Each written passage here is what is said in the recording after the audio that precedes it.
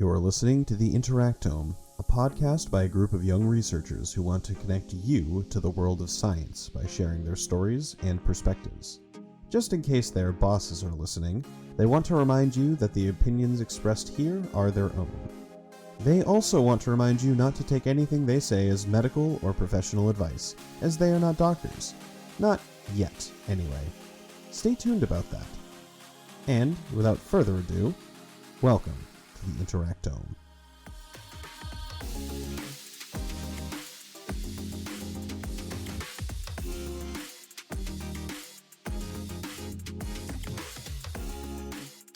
Hello and welcome back to the Interactome. I'm one of your hosts today. This is Natalie. So happy to have you guys. If you're returning, if you've listened to an episode before, we've got a really great conversation coming up that I'm looking forward to. But first, I'll turn it over to my other host, and then he'll introduce our guest. Hi, I'm Sam. I'm the other host of this episode. Today's returning host is actually an old friend of mine from grad school, Youngmin Park, who, if you remember from our so far only mini episode on Pi Day, he is a mathematician, and I'll let him actually properly introduce himself. But we're happy to have you back. Thanks, guys. Yeah, it's nice to be back. But I don't know how much I should say. I guess right. So in terms of background, So I'm an assistant professor in math at the University of Florida. And in terms of background, I'm very applied math in the spectrum from applied to pure math. And my focus is within biology. And so I look at subcellular processes, so things like molecular motor dynamics and how materials are transported within cells. And then on the neuroscience side of things, I look at how oscillating neurons in their membrane potential, which I'll talk about in a little bit, how these neurons, when they oscillate in particular in regions that control rhythmic movements, like walking and breathing and swimming and chewing, how they work, period. And there are a lot of open questions there. So there you go. So for this episode, we're going to be digging into Youngmin's background a little bit in, can I call it computational biology? Is that accurate? Yeah. Cool. I'm glad I'm right. We're going to be learning, using his knowledge on computational biology to talk a little bit about biological neural networks. This might be something that, you as our listeners have heard of, but we're going to dive into it a little bit more. So I think we can start off with just kind of a general overview explanation on what a biological neural network is. Right. So we've heard a lot about the AI stuff with artificial neural networks, but my focus is quite a bit in the neuroscience side of things, has to do with biological neural networks. So these biological neural networks, the human brain is a very fine example of that. Really, any brain is a good example of that. And if you zoom in far enough, you can see the individual units that make up the brain and, in fact, the entire nervous system of many animals, and they consist of neurons. And individual neurons, we know a surprisingly large amount of things about individual neurons at this point, because on the experimental side, if we wanted to understand the brain 100 years ago, we had to start by looking at the smallest constituent pieces, which are the neurons. And theory tends to follow, in this field, it tends to follow the biological experiments. And so over the past 100 years, we've studied neurons very closely, both in terms of experiments and in terms of the mathematics and the physics behind it all. And we've made a lot of progress in both directions. And we're still learning a lot about neurons, but yeah, that's been it's interesting kind of getting to see, like, we're at this point where we're starting to learn enough about these individual units that we're as a field we're shifting our focus to the question of networks. So if we have a large number of these things, or even a small number, there are networks that are as many as dozens, on the order of a dozen or a few dozen. And these are inside things like crabs that control the breathing rhythm or the digestive rhythm of crabs, all the way up to hundreds of millions, like in many mammalian brains. But it's a fascinating thing in that all of the answers that we need to are just there. there's nothing magical about neurons. It's not like they exist half in this reality and then half in some ethereal thing that we can never reach. It's, all the neurons are there, and all the questions we need to ask are right there, but we just basically don't know anything. We know some things, which we'll talk about, but does that work as a high level description? I think it's funny that you mentioned that we don't know anything, because it's funny because it's kind of true of a lot of science, where the cool place to be in science is right at the edge of what we know a lot about and what we know absolutely nothing about. And so in this case, from the biological perspective, I think my knowledge of biology really stops once you get past one cell. I'll be, completely honest. Usually I think about proteins. I can usually think about a few proteins together. And if pressed, I can come up with something to think about a cell. But once you get bigger than that, I'm like, okay, I'm out. Peace. It's really funny at the doctor's office, because they start talking about this, okay, I know biology, but tissue is way too complicated for me. I know. And so it's really fascinating to see how you go from one cell to, I'm assuming, at least two cells in your case, and kind of how that works up. So yeah, so I think I'll just kind of add on top of that too, to clarify, when we're talking about neurons themselves are individual cells that you might have seen pictures of them if you look it up. They kind of have, it looks like they have a bunch of arms, right? They're kind of stretched out. I forget what part of the neuron that's called. Does anyone remember? Dendrite. Thank you. Dendrite. Dendrites all over, and they use those dendrites to then talk to each other. And so the neural network is a network, however big or small, of neurons talking to each other in the body. So this happens naturally, and we'll talk about this more later. Modern AI, some parts of modern AI and some mechanisms used model this process. And there are some big differences, big similarities, and yeah, we'll dive into that. But I think we can kind of bake out what makes a biological neural network beyond the neuron. To back up, can one neuron think? What do you mean by think? Yeah, well, I guess that's the first question we have to talk about, right? Because we're talking about thinking machines, thinking biological systems, right? Can a neuron think? Because I think we think that our brains are a bunch of neurons, and that's the part that's so people make jokes about having one brain cell. Right. So Guilty. If I have only one brain cell, can I think? So I guess we don't even need to define think. So I'll give you my opinion, right? And it's that, of course, the short answer is no. And the reason I say that is because neurons, so biological neural networks, first of all, it's a very diverse thing. I mean, there are all kinds of networks that do a lot of different things. But one of the most studied, because they were so simple, are these networks that are related to vision. And what they do is these neurons, I mean, they're directly attached to the light sensors. And this is actually in the Feynman lectures. It's a phenomenal chapter in the Feynman lectures. But there's this effect where if you look at the horseshoe crab, they have a compound eye.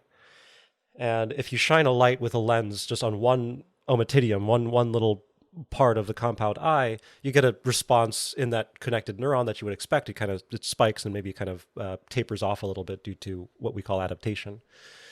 But if you shine a light, let's say on 3 ommatidia next to, and then shine a light on one close to the three have the effect of inhibiting the response from the 1. Okay. And so if you have, this is really hard to describe with my hands and just words. So an audio that is to setting. say, yeah, the hands aren't going to come through, Youngmin. So that is to say, if I have light shining on one portion of the ommatidium, if we imagine them being arranged in one dimension, and then on the other half, on the remaining, we don't have any light shining on them.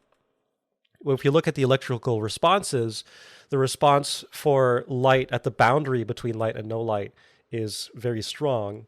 And that response, because it's strong, it also inhibits the response of the inactive ommatidia. And what this is it's a contrast enhancing filter.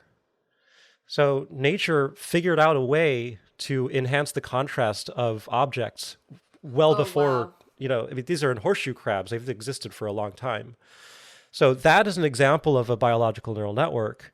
And going back to your question about can one neuron think, well, it can't even do contrast enhancement. It can't even do something fundamental like that. So something super basic. And so I think the question of thinking is just out the window.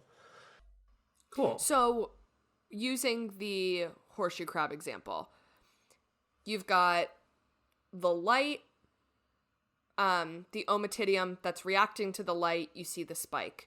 The Ommatidium that is not, I guess in contact isn't quite right for the light, but like receiving like the light signal, that is suppressed. So you get kind of like a decrease. If you're the crab, what does that do for the crab? Enhances contrast visually? Exactly. Oh. Yeah, exactly. So if you think of convolutions, and there's a thing called a contrast enhancing filter. And this is like a standard image processing method. You start with an image, you run the filter, you do the contrast enhancement, and whatever you get out of that is just, it's a very bad approximation, but it's an approximation of what the crab would see. And to be a little clearer about the specific mechanisms, what the connections, the lateral connections, you have one neuron, for if you look at one neuron that's connected to that Ommatidium, it inhibits nearby neurons. And it excites like very, very close by neurons. Okay. And so that's what gives rise to this contrast enhancing effect. And interestingly, this lateral inhibition is something that exists. It's been found to exist throughout all kinds of biological neural networks, including the human brain. So lateral synaptic connections in the human brain, they're strong with very, very close neurons. They're excitatory, and then slightly farther out, they're inhibitory, and then no effect further out. And so in terms of the theory, there's this very unfortunate name called, they call it the Mexican hat coupling, which doesn't sound they'll rename that in a few years. So some people call it the sombrero connectivity, but I don't know. But lateral inhibition is a very common thing in biological neural networks. It just sounds like it's just a peak. It's just like a probability distribution sort of peak sort of deal, right? Like not probability. It's like if you look at a graph, it's like of a lot of times in biology we get these things that are like distributions where you have like a thing that happens and then it happens less around it. So like in my field, it happens a lot where you'll if you like say like look at colors in a solution because of math and things and science. We don't have to go to optics. Because of math and science. Because of that, like a color is not always just one wavelength, it's like a distribution, and the farther you get from that wavelength, the less it is there. So it's like there's these sorts of things everywhere. It's strange that they refer to it as a sombrero distribution or sombrero effect, because there's a lot of other words that describe that. I think what I'll also add too is we're looking at, we've just described the neural networks on a really teeny tiny scale, right?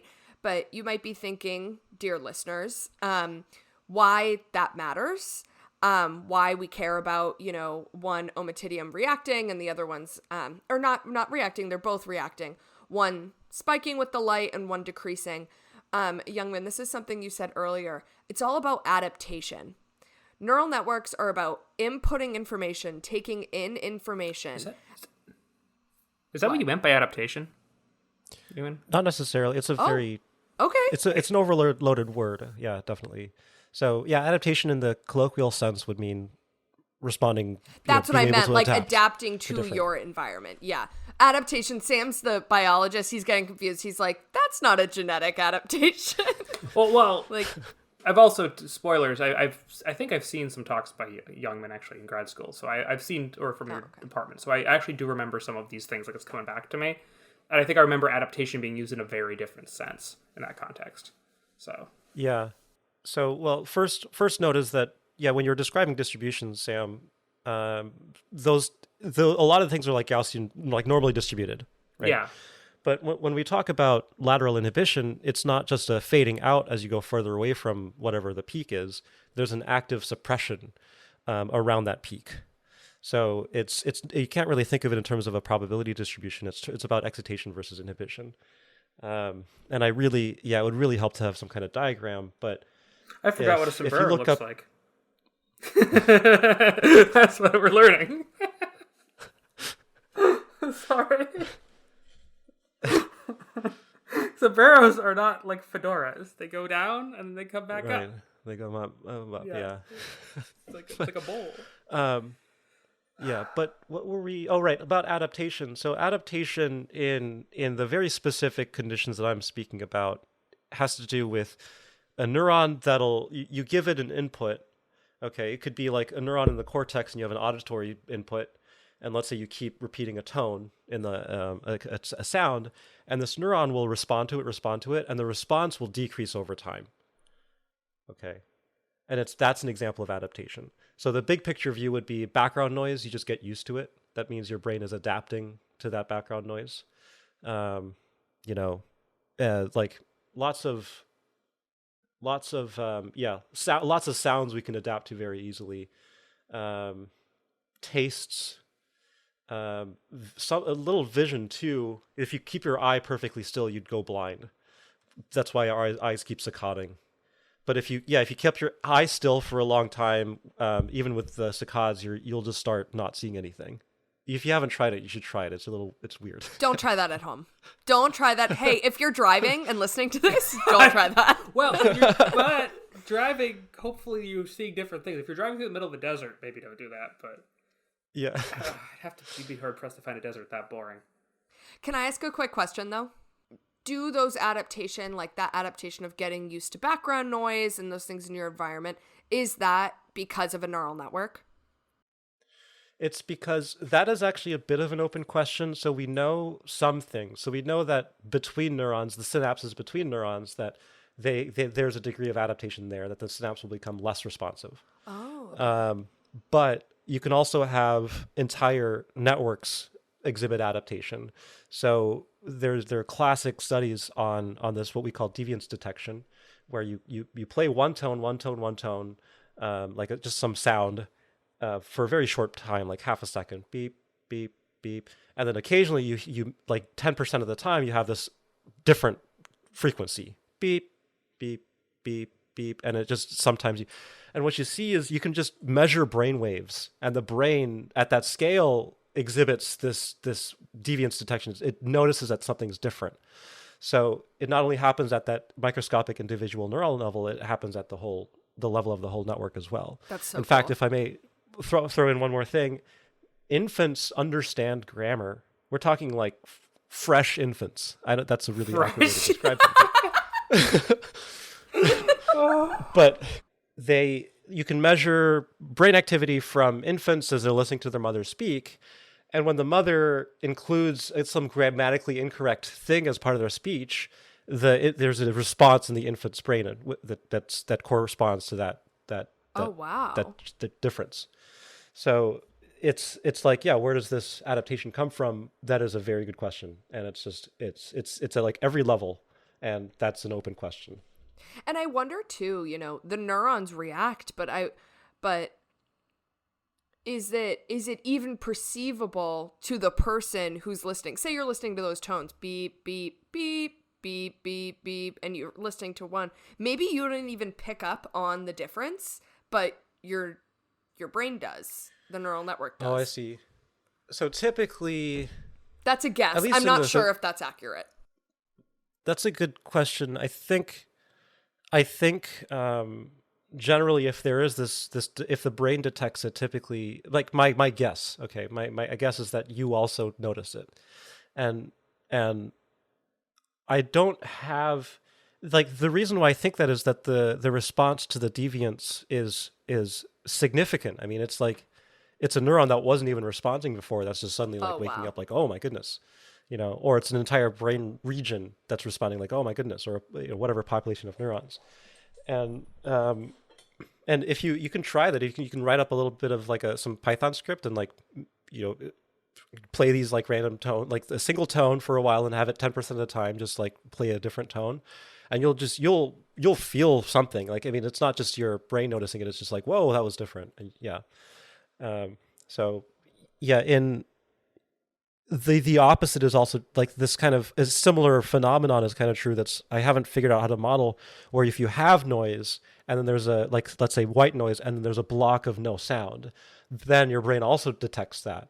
So that would be like if birds are singing, that's a there's like this thing that's kind of known that birds singing is a reassurance for humans. And then when they suddenly go quiet, or you notice they're quiet, there's something wrong. And that's a known effect, and that's an example of deviance detection. Yeah. So I've actually experienced that. Like I'll use like a white noise machine to drown out the birds singing. Actually, sometimes gonna try to sleep. And like if it cuts out, because I'll use my phone and it's not always consistent, I'll usually wake up. So like it's the same sounds, less atrocious than it used to be. I've been informed that my taste in white noise is not universal, but if it cuts out, then usually I'll wake up, or at least I'll like, there's an increased likelihood of me waking up, I would say.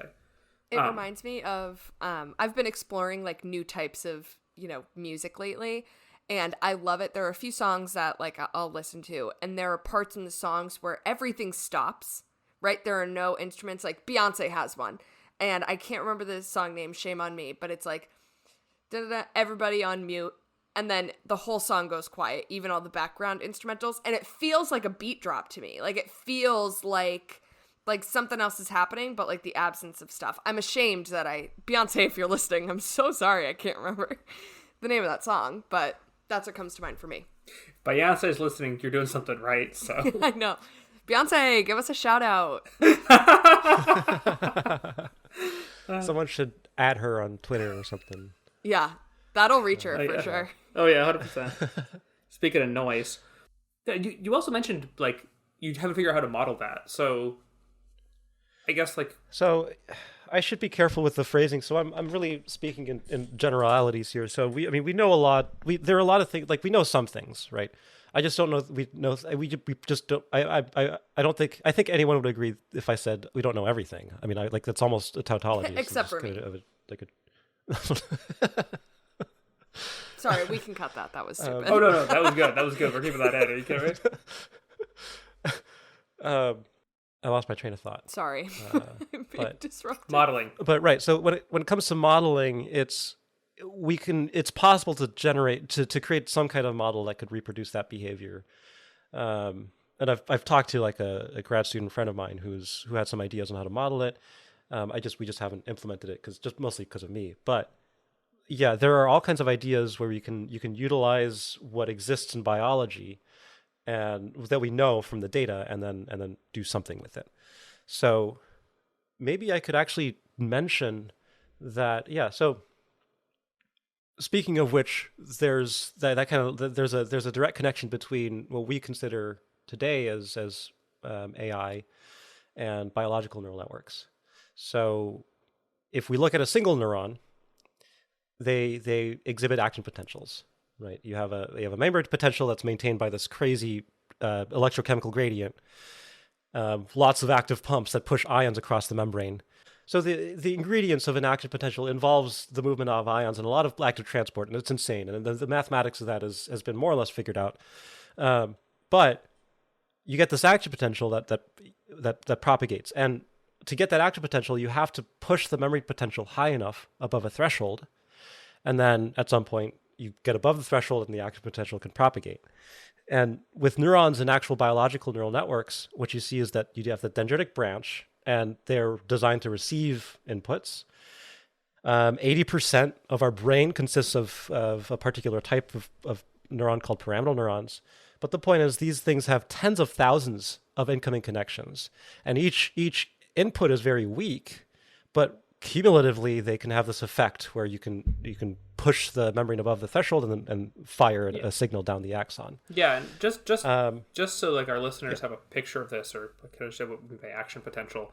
I've definitely seen this where like there's animations of a neuron and there's like a light going down it. Like that's what they're talking about. It's like it's a traveling signal kind of thing. It's like people make these little animations that's like a little like a glowing like energy going down the neuron. It's like it's very common. Like that's like the thing of like the electrical signal. That's what we're talking about with the action potential. And there's cool biochemistry that makes that happen that I would love to talk about for an hour. But at the end of the day, there's an electrical signal that moves in a direction down a neuron, and that's what an action potential is. Right. Exactly. And if you zoom out, I mean, we have like hundreds of millions of neurons that are doing that constantly all the time. And there's just this mess of complexity that we don't understand. But going back to the single neuron, that was more or less the understanding of people, of neurons back in the 50s, 40s and 50s, and maybe even earlier. Actually, one of the earliest neural models is from 1907 or so by a guy named Pickell, some French guy, and he was looking at frogs, frog legs, and making them twitch. But the perceptron by McCulloch and Pitts, they use this very basic understanding, not basic, I mean, this understanding, the principle of how a neuron has to get past the threshold to actually send a signal to design the perceptron. And that is the foundation of what we today call multi-layer perceptrons, which is part of deep learning. And there are other versions of this, like convolutional neural networks, that actually do perform better in a lot of cases, but they're, this is the start of modern AI with these multi-layer perceptrons. People tried different things throughout the 60s and 70s, but it wasn't until the 90s and onwards with better computing power that we actually started to be able to do meaningful things. Okay. Yeah. Yeah, and before we get like super deep into like neurons, there's a lot of different ways of modeling them, right? Because like what you're doing, you're not necessarily building perceptrons, right, in your research. Is that accurate to say? That's very accurate, yeah. So in my case, the neural, tons of different ways to model neurons. Oh my goodness. You can model them at the population level, and that actually is also one of the inspirations for the perceptron, that you have this sigmoid function where with very small or negative input values, the output is very small, and then as you increase the input quite a bit, you start to saturate in your output. And that's inspired by how neurons behave. And I'm sure you guys have seen that, many examples of that in biochemistry. But in my case, I include a lot of these ion channels. I basically model the membrane. I basically model the neuron as a point, which can bother some neuroscientists because neurons are really not points. In fact, we assume it's a sphere, which is like, calling a cow a sphere, which is not accurate. Physics. Yeah, exactly. But it lets us understand some things, and so we, despite the limitations, the assumptions, we can do a lot of things. And then go ahead. Sorry, I'm just dying because there's always this joke about like a physics teacher going up to the board, like putting a dot on the board, and goes, "What's this?" And it's like, it's a dot. And they go, "No, that's a piano." And then it's like a physicist modeling something as just a dot. It's like a running joke. If you remember, like high school physics class, like the teacher will go up and be like, you were to do a diagram. It's like, okay, so this is a car, driving down the road. It's a point. It's like it's got a point and an arrow. But you could learn a lot about how something behaves with just that oversimplification. I've certainly used that in my own life. So, but it's funny. It's like, so in this case, you put a dot on the board and you go, and that's a neuron. There was a weird debate, argument that kind of happened in the 2015 or so between a high-profile neuroscientist and a theory guy that worked in neuroscience, and the arguments basically boiled down to it seemed like the theory guy forgot that neurons are not points, and the experimental the neuroscientist guy was just angry about that, and so they had a few papers going back and forth arguing this. That was interesting. But anyways, I think of neurons as points just because what I do, the principles underlying what I care about, they still persist with this the highly simplifying assumption. But other things, right? So perceptrons are good models of neurons in the abstract. And then there are different neurons, like the Lepic example. He just made this equation where the memory potential would just increase forever, and you had to put a threshold and then push the solution all the way back down, and then it would increase forever again. And that was his action potential, which is super high level, very phenomenological, but people still use it today to build large networks of brains. So absolutely, tons of different ways to model. All right, so imagine that your point now is a neuron in a perceptron. how does that work? Like, why is that these thresholding? Like, why does that like start looking like a brain? Because you were also talking about thresholding with a contrast like detection mechanism, and I've done photo editing, and as best as I can tell, when I crank a contrast slider, I'm not like using a neural net so much as a simple algorithm. So, like, where is the where does this start becoming a thing that can kind of start to imitate something that looks like thinking? Yeah, that is a really good question. So first, I guess maybe we can briefly discuss convolutional neural networks, because when you're doing a contrast enhancement or Gaussian blur or whatever these Photoshop tools are, you're applying a filter. That's the technical and colloquial word for it, and performing in the mathematical terms, it's a convolution. And depending on the shape of the filter, so if you're nice and symmetric and look like a Gaussian, you can blur the image with that. If you have parts that go negative, that can give you contrast enhancement. And when you look at convolutional neural networks, what it's really doing, so this might be getting in the weeds a little bit, but what it's doing is it's trying to learn different filters. In the most it's looking at an image of a horse, for example, and then filtering it in different ways, and then trying and adjusting the filters until it's able to abstract all these features using the filters that correspond to the correct classification that it's a horse. And then look at a picture of a boat, it'll build different filters for that. If someone works in AI, I apologize. This is kind of like a layman's explanation, because my background isn't AI. It's more like computational mathematical biology. So yeah, in the case of these tools where you're applying filters, they've already been chosen, but something that convolutional neural networks do is actually adjust those filters to get what you want. Okay, so like you're saying adjust it to get what you want. So the idea is like you put in a picture of a horse and it starts looking for horse parts or boat parts or person parts. Right. So because imagine a filter can give you blur, but you can just make up a filter that could extract the edges of like the right edges on the right side of objects as opposed to the left. You can make filters that can filter out for sort of like head-shaped objects, sort of circular objects. You can make filters that extract very specific things, and also very abstract things, because these convolutional neural networks they transform the image that's put in, and then they filter it, and this image at some point gets super abstract, and they're trying to find abstract features.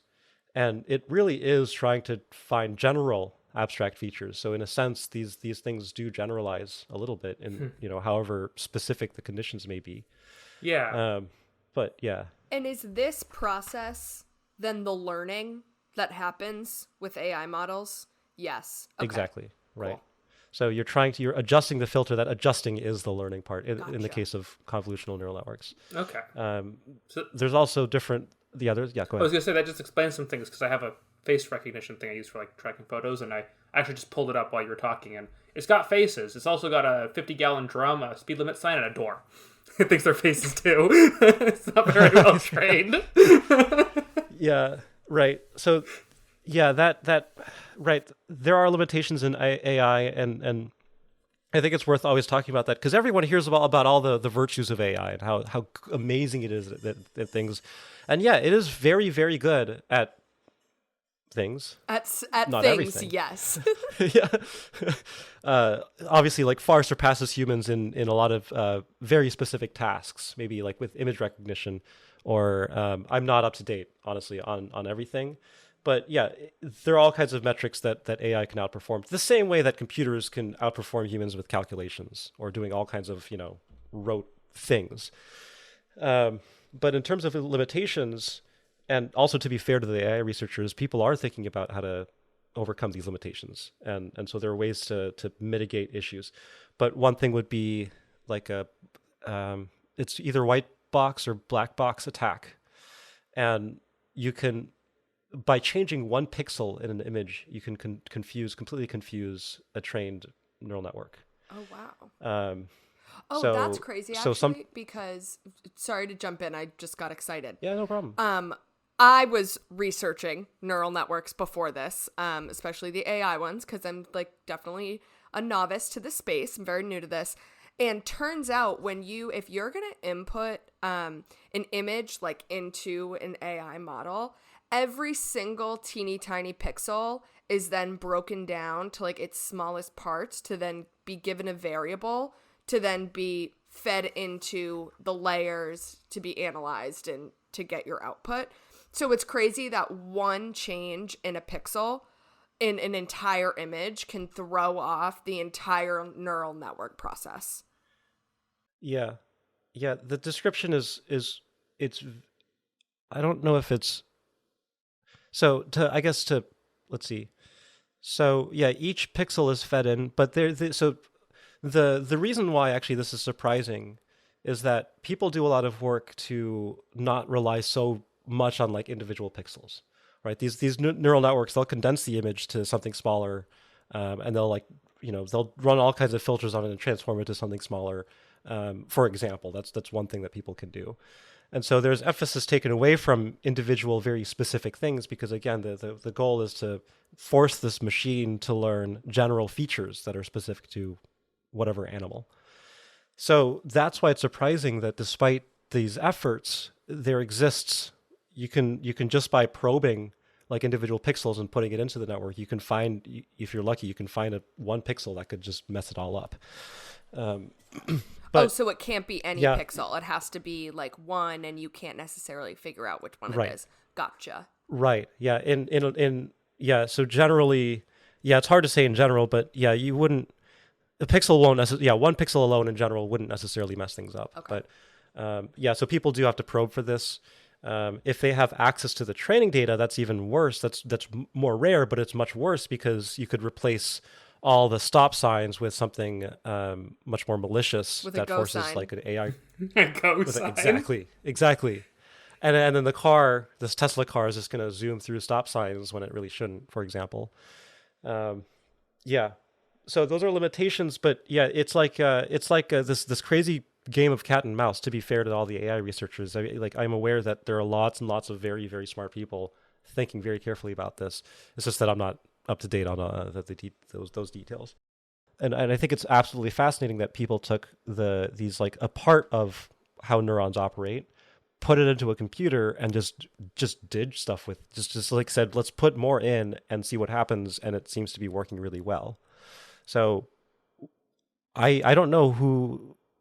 So I just don't know. I don't know how to answer your question, but I agree. It's a very good question, and it's fascinating.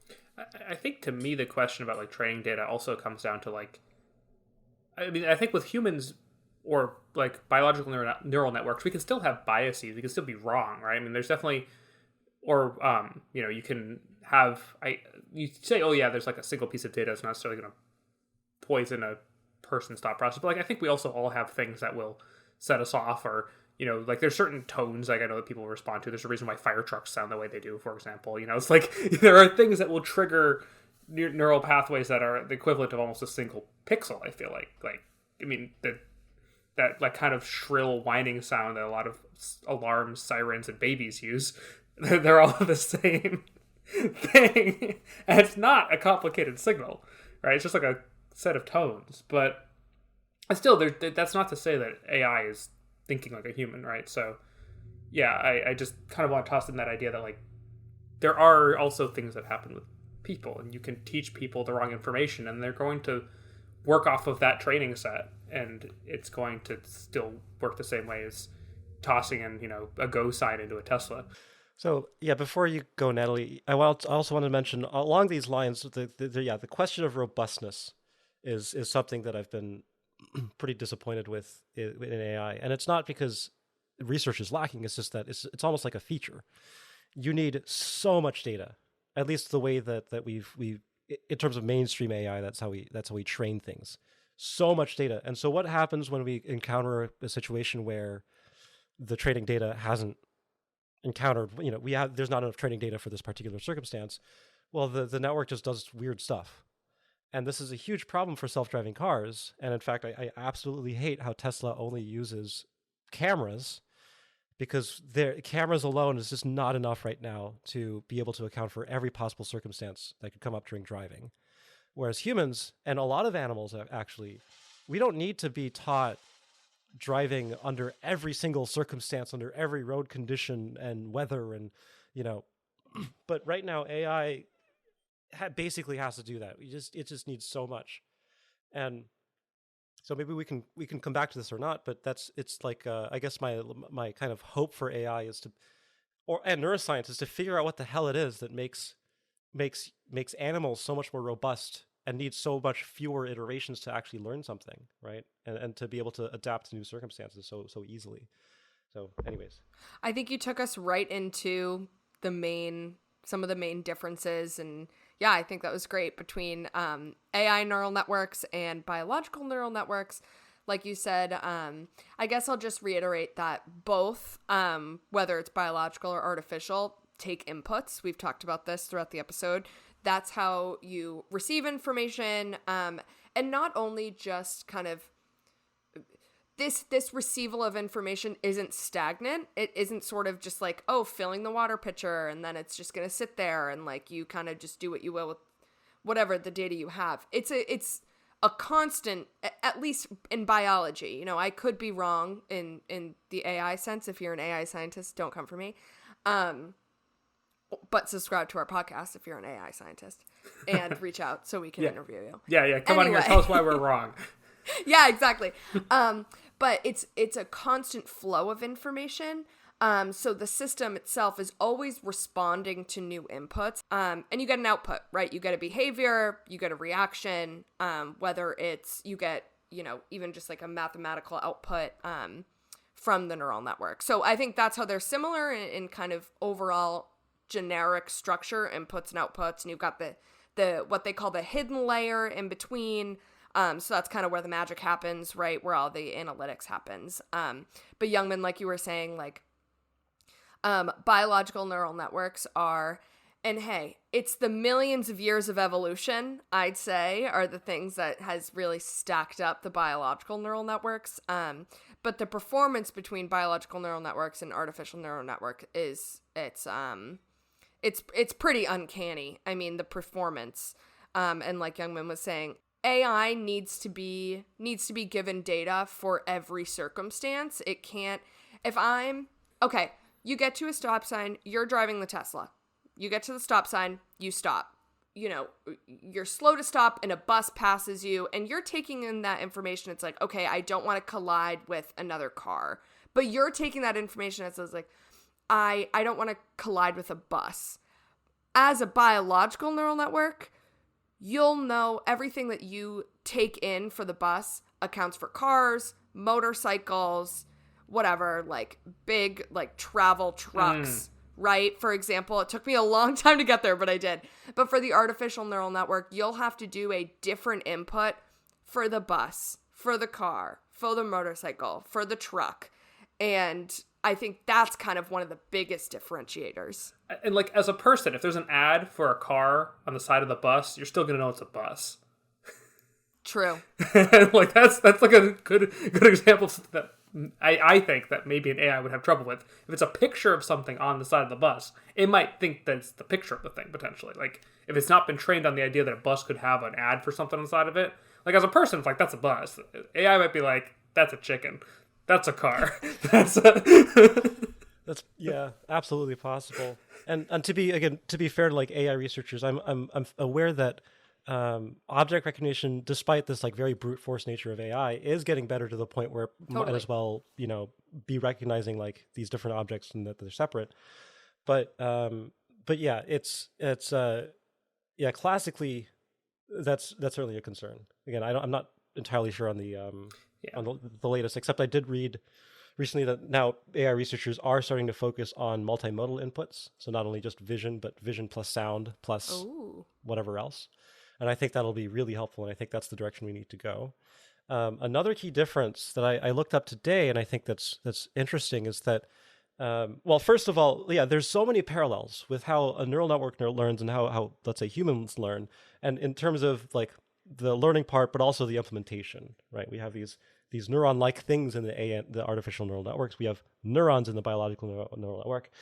But one thing is clearly, in quotes, depending on what you believe is better, like one thing can do things a lot better than the other, right? Human brains can just do more things and generalize much, much more easily than really any other animal in addition to neural networks.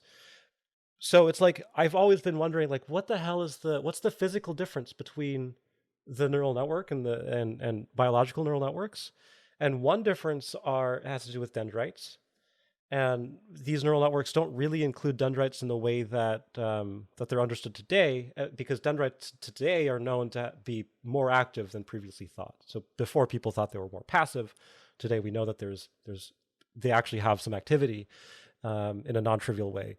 And I found this paper. Yeah. So, like, what does that mean? Like, more active? So, like, I guess the idea of it just being like this thing that signal travels down. It's not just a pipe, then, right? It's not just the. So people didn't even think signals traveled down down the dendrites for a while. People just thought locally the potential was excited, and then maybe some piece of that would be felt by the soma, by the cell body. But they actually do have propagation. They can have propagation. Yeah, so that's the difference. And interestingly, I found this paper where people applied a convolutional neural network, I believe, but they designed the network so that they included some architecture just inspired by dendritic trees. And they found that this structure outperformed a particular convolutional network called LENet. Yeah, so this is, I don't know if you want the information for this paper, but I can put that in chat there. Yeah, we can link it too. It's like, that's interesting. Huh. And then there's a colleague of mine called Xiaojing Wang. I thought he was at New York. I couldn't find this paper, but he looked at this question of, for example, when a neural network is learning, you use backpropagation or whatever method to adjust the weights between the neurons. We didn't really talk about that much, but I'm just going to assume that people have heard about, how artificial neural networks train and learn. So, well, maybe. So yeah, sorry, go ahead. Maybe we should maybe mention that a little bit, like this idea that weights as in the probability. Weights is just the probability something is a thing, right? Is that what you're saying? It's importance. It's just it's importance. Yeah. Okay. From Youngmin, you explain it, because I'm cutting off our guest. That is rude. No, you're good. I mean, that's. However, it helps to think about it, and I think you can certainly think about it in terms of importance, but purely in terms of math, I guess. You have connections in this complicated artificial neural network, in particular in these classic, I guess, in really any of these artificial neural networks. You have connections between the layers. So first of all, you have layers. There's an input layer, and then you have a bunch of nodes, which are these perceptrons or something else in the case of convolutional neural networks. But you have these layers, and then between the layers and between each of these nodes, there's just connections everywhere. Convolutional neural networks tend to have fewer connections, so they're more sparse, and so you can make them bigger. Multi-layer perceptrons, they are densely connected. So you have every single node in a given layer connects to every other node in the previous and the next. And so you have a ton of parameters. And all of these, I'm calling all of these connections, these are all weights. Okay. You can make the weight 0 or non-zero or negative.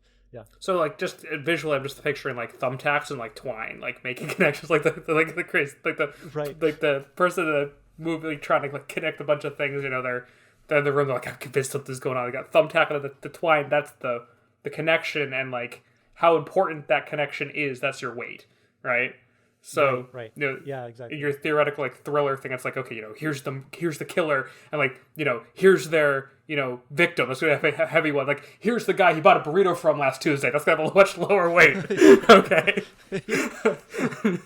So the learning process, there are algorithms to figure out how to adjust the weights in what direction, right? So, okay, you do that, and to an extent, I mean, the brain does do that more or less. But the difference right now with, at least, again, classic multi-layer perceptrons and maybe even convolutional neural networks, is that we don't have the basic synaptic properties. For example, synaptic facilitation, synaptic depression, long-term potentiation. These things are incredibly important for learning in biological neural networks. And one of my colleagues, Xiaojing Wang, I can't remember where he's at now, but he's looked at some kind of artificial neural networks after incorporating these basic synaptic properties.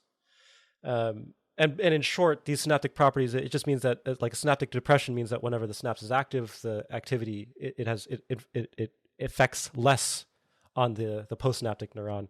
Facilitation means it has a greater effect on the postsynaptic neuron as more signals come in, if that makes sense. Sort of. Okay. So you have like a presynaptic neuron, postsynaptic neuron. As the presynaptic, let's say the presynaptic neuron is firing regularly. So that's so it's at the synapse. That's the start of the signal. Start of the signal, Okay. yeah. So so it has some axon down which the signal is going, and it hits the postsynaptic neuron. And then with synaptic depression, the synapse with repeated inputs from that axon, that the synapse will make the response of the neuron weaker to these incoming signals, and facilitation will make the response stronger. So these are just two very simple examples of synapses, biological synapses that I just don't see in artificial neural networks. But my colleague tried putting these in, and I wish I could find the paper, but what he found is that the network was like less accurate, but it was somehow in some way it was either more robust or it could learn faster. And so it seems like, so I like that. It's like intuitively very appealing that adding biological properties might make you less accurate, but you can do things maybe faster or maybe more efficiently. The exact conclusion I don't quite remember, but it was something like this. So yeah, maybe I'll try to find that. Yeah. So you learn better, but your accuracy is lower. So like you're not gonna be able to recognize a Asian elephant from a African elephant, but you're gonna be able to learn what an elephant is without having to see 1,000 pictures of an elephant. At a very, very high level, that's sort of right. I think at a high level, that's sort of right. Yeah. Because the conclusion was much, much more specific and constrained. I was just trying to sum up my understanding. So because I can't tell the difference between all these elephants. Some people care a lot. I know some people who really like elephants, and I'm like, it's gray. It's got a trunk. My brain does a lot of that. Yeah, same. And yeah, so you did like. And I think in terms of behaviors, it's like Steve Wozniak said, like, I'll be impressed once we get an AI that can just make a pot of coffee wherever you put it, right? And right now, that's kind of outside the realm of possibility because we're just so limited in, at least in current implementations, we're just so limited in this ability for the AI to generalize. So I think biology has a lot to offer AI. I wish there was a little more biological interest from AI scientists, and I think that's just, it's only going to help, whatever. Yeah, I don't know. It's fascinating because we just if we see an object, even if it's one eye, we lose our depth of perception. You see a can of soda on the table, it's a can of soda. You know how much it weighs. You know how it might taste. You have a whole like history of that object. The sound. Like just all these different properties. Whereas a lot of AIs is trained on like an image, and it just doesn't, there's something about that step that just doesn't feel right to me. And I'm not saying this is a novel idea. I think there are people that are thinking about this actively, but that's going to be like the next iteration of AI that's going to be just a lot better. And I'm really looking forward to that. And I think we'll definitely get there. I mean, with how much work and, time all these AI scientists and researchers are putting into this field. I do think and again, this is coming from a non-pro, I do think in order to achieve those things, you need to model after everything we've learned today in this episode. You need to model after biology. And Youngmin disagrees. Plot twist. I think it. No, it's. I think taking what biology. I think we should understand what biology has to offer, way better and way then of putting use it. the best of it, yeah, as opposed to purely modeling after biology, because we can actually do that already. We can take like a system like the nematode and just model all the neurons in the nematode, and just see what it does. And then it turns out we don't really know, like we have no idea what the hell's going on. It'll do something, but like what, so it's like neither useful for AI or biologists, right? We can model, small neural networks with incredible degree of accuracy, and then see some semblance of biological behavior. But yeah, it's a very different question from AI. Yeah, like nematodes are just these listeners. There's these tiny little worms that like they're commonly used as a model organism in biology. Like I've worked with them, and frankly, I've looked at nematodes like under a microscope alive, and I don't know what they're doing either. I don't know what you gave from, You have no idea. from simulating them. If you can simulate it perfectly, great. You have a nematode. I don't know what that means. Right. And I just want to mention, this is a bit tangential, but my favorite insect, it's the third smallest wasp, but it's the smallest insect I think that can fly. And its wings, it's the size of a paramecium. So we're talking microns. And its wings look like they're just like very sparse feathers, because at that scale, air is like a sludge.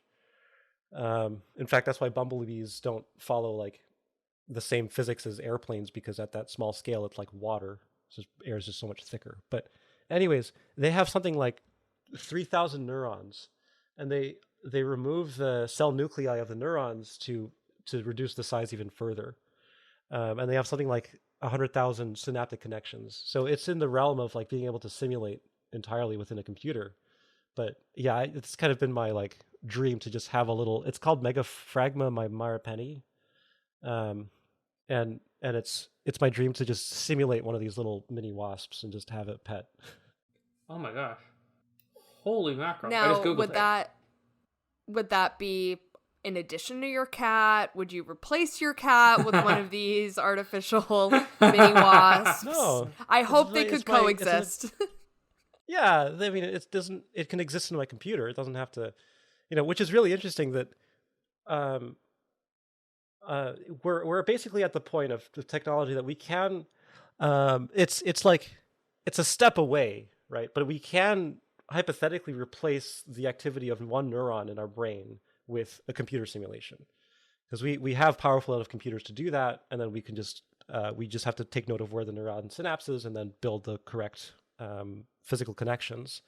Very, very hard to do. You'll end up with lesions that mess up that part of the brain with today's technology, but you can. But it just leads to this hypothetical of like, oh, I wonder what happened if we replace 2 neurons instead of 1 or 3 or 10 or 1,000. And slowly just replace one neuron at a time in your brain with these computer simulated, like perfect reconstructions of the brain. And I don't know, just some food for thought. I have thoughts, but I want to keep that question open. I think I read a comic like that where someone was like, it was Yeah, very science fiction. Yeah, it was like someone was like, I have a confession like to her husband or boyfriend or whatever. He's like, what is it?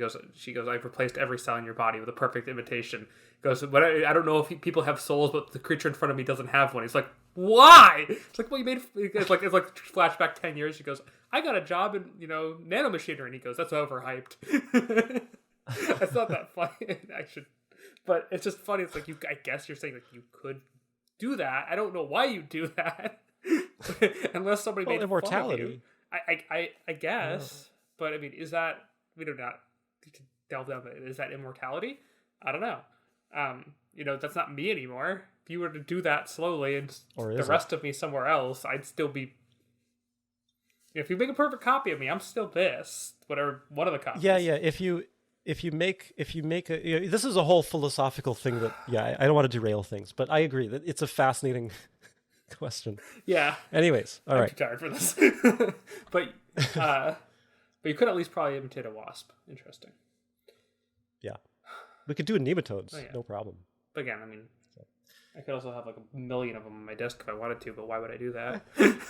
For fun. For fun, I guess? All right. Anyway, but like, it's geez, I need to stop. But like, could you, like, we had things like Conway's Game of Life way back when, with very simple rules. You can make things that kind of look alive. But now we could just have living things in a computer.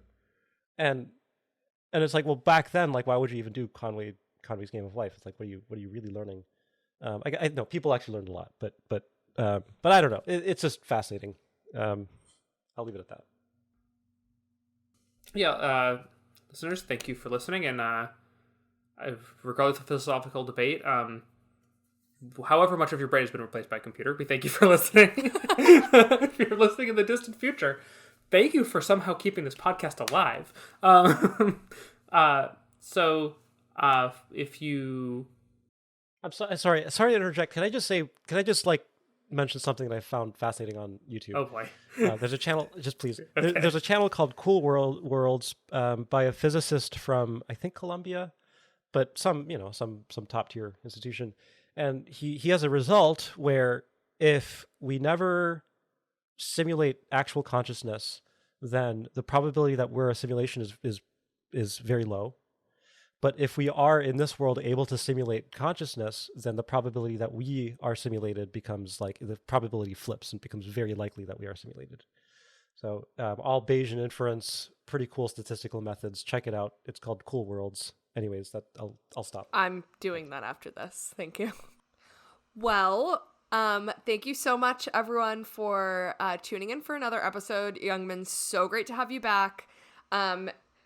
You can check out the description of this episode for our social handles. We put out episodes every month.